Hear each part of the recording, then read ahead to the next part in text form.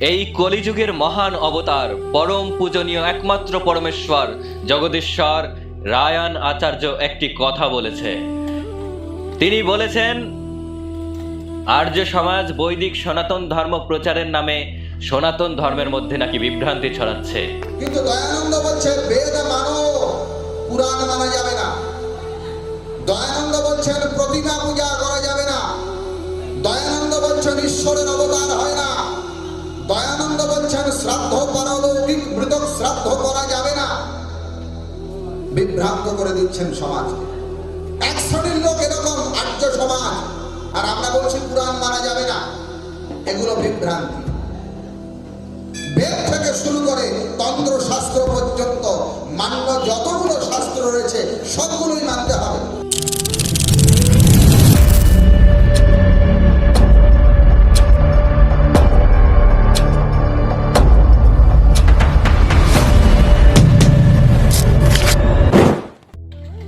তো এই সমস্ত দুর্বুদ্ধিজীবী অবতারদের বরদানের ফলেই কিন্তু দীনকৃষ্ণ ঠাকুরদের জন্ম হয়।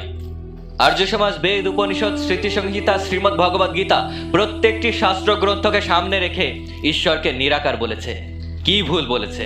বাস্তবিক অর্থে সবকিছুই জড় প্রকৃতি, তার মধ্যেই বিরাজিত আমাদের সীমাবদ্ধতার ভক্তি। ঈশ্বরের কোনো রূপ নেই, ঈশ্বরের কোনো সীমানা নেই। তিনি অসীম শূন্যতা, আর সেই শূন্যতাকে পূর্ণতা দেওয়ার ক্ষমতা আমাদের মতো মানুষের নেই। যতই দেখান শিল্পের আকার, ঈশ্বরের স্বরূপ সম্পূর্ণই নিরাকার।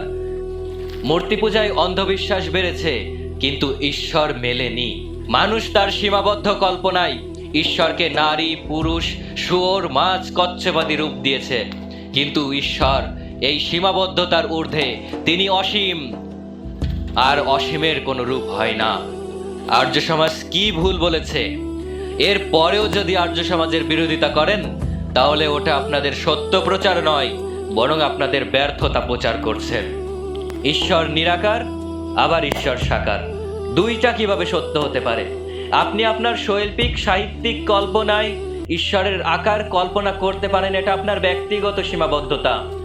আপনি আপনার সীমাবদ্ধ কল্পনায় ঈশ্বরের একটি রূপ তৈরি করে, একটি স্থান, একটি কাল, পাত্র তৈরি করে তাকে একটি নির্দিষ্ট চরিত্রে পুরাণের পাতায় অভিনয় করাচ্ছেন, বিশ্ব জয় করাচ্ছেন। কিন্তু বাস্তবিক অর্থে আপনি কি পেয়েছেন? শূন্যতা। তো এই পুরাণগুলো যদি না থাকতো, তাহলে পৃথিবীতে এমন কোন ভালো কাজটা রয়েছে যেটা কখনোই হতো না? এমন কিছু প্রমাণ দিতে পারবেন? তো এই পুরাণগুলোর জন্য মানুষ সত্য থেকে সরে গিয়ে মানুষ আলাদা আলাদা মানসিকতায় আকৃষ্ট হয়েছে। আমাদের এই পৃথিবী আপনার কথিত দেবতার আশ্রয়ে বসে নেই। পৃথিবী পৃথিবীর মতোই চলছে। পৃথিবী চলছে একমাত্র জ্ঞানের দ্বারা, পৃথিবী চলছে একমাত্র আবিষ্কারের দ্বারা। আপনার অন্ধবিশ্বাসে এই পৃথিবী বসে নেই, আপনার পৌরাণিক কল্পনার আশ্রয়ে পৃথিবী বসে নেই। আসল কথা এটাই, জ্ঞান, কর্ম, আবিষ্কার, অনুসন্ধানকে আসলে তারা খুব ভয় পায়, কারণ এদের ভক্তি লুকিয়ে আছে অন্ধবিশ্বাস, অলসতায়। সত্যের স্বরূপ যদি নিরাকার শূন্য হয়, তাহলে ধর্মের বাজারে এরা খুব অসহায়। এই জন্যই তারা আর্য সমাজকে কলুষিত করতে চায়। একটা মানুষ যখন বেঁচে থাকে, তখন তার জন্য খাদ্য, পোশাক, শিক্ষা, বাসস্থানের প্রয়োজন হয়।